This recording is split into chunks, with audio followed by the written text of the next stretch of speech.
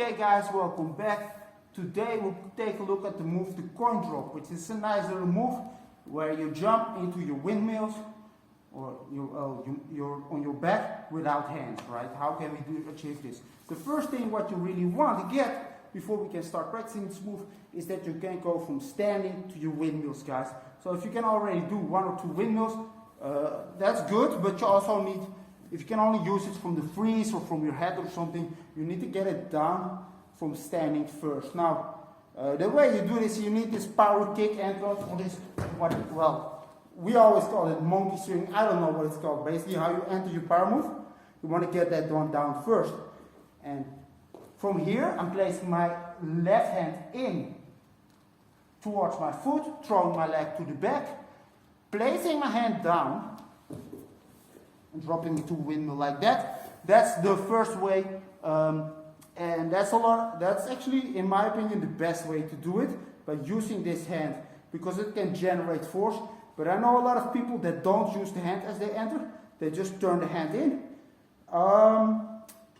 It's not wrong. The thing is, if you don't use this hand, sort of the momentum that you can use from going from standing is sort of gone, because you sort of drop, the momentum drops dead. Then you can still do it, because they may be very good. They know how to generate force from nothing almost. But the way they do it is just turning in. So I'm not using this hand now, same thing, just dropping into windmill, but turning in like that, on my back like that. So that's also a technique a lot of people use. I suggest getting the one with the hands down first, but you know, if you can do either one, it's good.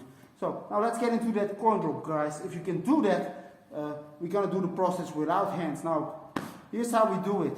The first thing we need to learn is, as a beginner, you want to start very low. You actually don't need soft floor to practice this, but of course that's safer. So, as you can see from here, I'm actually angling all the way down, because now it's very light to do the move. And in the beginning, I really suggest still using the left hand as you just start practicing it. Now what you're going to do is a technique that will block the fall. If you use this technique, you can actually jump really, really high and still not hurt yourself, which is quite handy, of course. So the way you do it, as you jump into that windmill, I'm going to place, in my case, the right hand like this. See that my hand is up? I'm placing it on this part of my hand. And that will block the fall. Instead of jumping straight to my back, block and jump. And pretty much it will kill that momentum that you go downward, that gravity actually. So by doing that, you won't fall hard. You just smoothly go to your windmill position. Jump down, right? Jump on my back like that. So that's quite handy to know, right? Because if you do that, you can jump almost as high as you want. Of course, you need to practice a little, get the momentum down. But then, you don't have, after you got it down, of course, you don't have to bend down anymore. You can jump pretty much, go for any move, and jump. Hey, like that. See? Doesn't hurt, because my hand drops the fall. Then, after you get it down, what you want to do is get a leg pump in. Because just like I said, like this, you need technique to keep the momentum going, because you don't have momentum, because you're just jumping without hands pretty much. You don't have your hand to use momentum. So one way is, of course, jumping your hand and immediately start trying to continue into windmill. It's a great technique. So you can pretty much use your windmill like normal, right?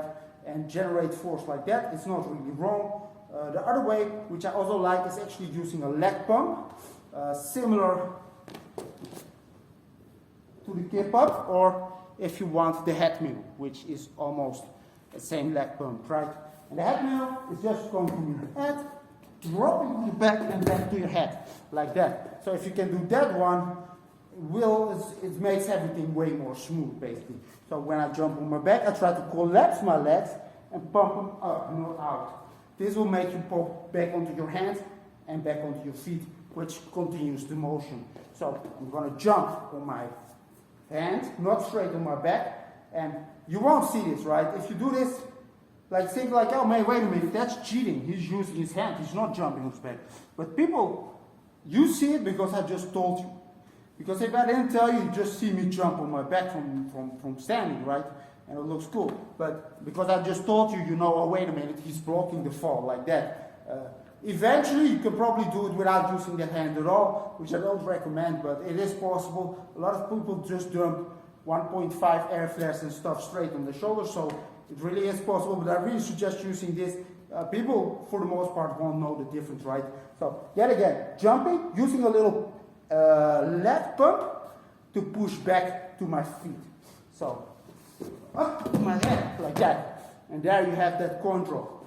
If you keep practicing this, you can pretty much do the whole process without hands, so also without pushing up. This takes a good solid like head pump, and you need to give a little push with the head to notch up. But that's how you do the coindrop, guys. Practice this one and try to also use combinations, right? I personally like actually more from footwork.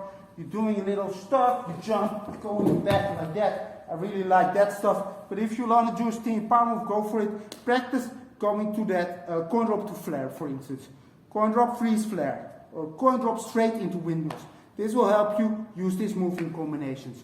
So that's actually it, guys. Practice this move, get it down, and I'll see you next time.